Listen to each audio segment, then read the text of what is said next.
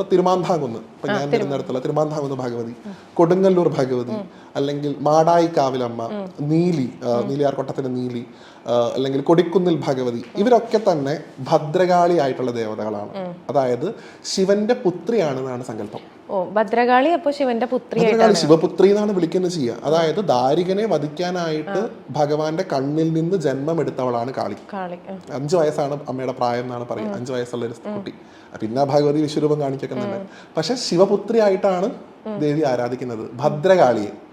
അതേസമയം മഹാകാളി എന്ന് പറയുന്നത് ഇപ്പൊ നേരത്തെ പറഞ്ഞ പോലെ ഗണപതിയുടെ തലയർത്തപ്പോ ക്രോധഭാവത്തോടു കൂടി എന്റെ കുട്ടിക്ക് ജീവിപ്പിക്കണം, ഞാൻ അവന് വേണ്ടതൊക്കെ കൊടുക്കുന്നു പറഞ്ഞ് പ്രപഞ്ചം മൊത്തം നശിപ്പിക്കാൻ പോയ അമ്മയെ കാണാം.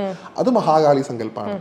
അതാണ് കൂടുതൽ നമ്മൾ നോർത്തിലും ഒക്കെ കണ്ടുവരുന്നത്. ഈ ദുർഗാ പൂജയ്ക്കായിട്ട് ആരാധിക്കുന്ന മഹാകാളി എന്ന് പറയുന്ന ദേവത, മഹിഷാസുരനെ കൊല്ലുന്ന അല്ലെങ്കിൽ ചണ്ഡനെ മുണ്ടനെ വധിക്കുന്ന ദുർഗാ സ്വഭാവം കുറച്ചുകൂടെ കാണിക്കുന്ന ആ ദേവി എന്ന് പറയുന്നത് മഹാകാളിയാണ്. അത് പാർവതിയുടെ ഏറ്റവും താമസികമായിട്ടുള്ള രൂപം എന്ന് പറയാം. കേരളീയ പാരമ്പര്യത്തിൽ പ്രത്യേകിച്ച് ഭദ്രകാളിക്ക് പ്രത്യേകം വിധാനമുണ്ട്. ഇപ്പൊ ചോറ്റാനിക്കരയിൽ നമ്മൾ മേൽക്കാവിൽ കാണുന്ന ഭഗവതി അത് ഈ പറഞ്ഞ പോലെ മഹാകാളി സങ്കല്പത്തിലുള്ള ദേവതയാണ്. താഴെ നമ്മൾ കീഴ്ക്കാവിൽ കാണുന്ന ഭഗവതി ഭദ്രകാളി സങ്കല്പത്തിലുള്ള ദേവതയായിട്ടാണ് കൂടുതൽ ആരാധിക്കപ്പെടുന്നത്. ഒന്ന് ശിവന്റെ ഭാര്യയാണ്, ഒന്ന് ശിവന്റെ മകളാണ്. അപ്പൊ ഇതൊക്കെ വകഭേദങ്ങൾ ഉള്ളത് കൊണ്ട് പലപ്പോഴും ഇതൊന്നും പോർട്രേറ്റ് ചെയ്യാറില്ല. ഇപ്പൊ ഈ അശോകസുന്ദരിയുടെ കഥ നമുക്ക് ചില സ്ഥലങ്ങളിൽ കാണാൻ സാധിക്കില്ല. അപ്പൊ നമുക്ക് ആ ഒരു സീരിയൽ ഉള്ളത് കൊണ്ട് അശോകസുന്ദരി എല്ലാവർക്കും അറിയാം. ശിവപുരാണം എടുത്ത് നോക്കുകയാണെങ്കിൽ അങ്ങനെ പല സ്ഥലത്തും ഇതിന് കോൺട്രഡിക്ഷൻസ് ഉണ്ട്.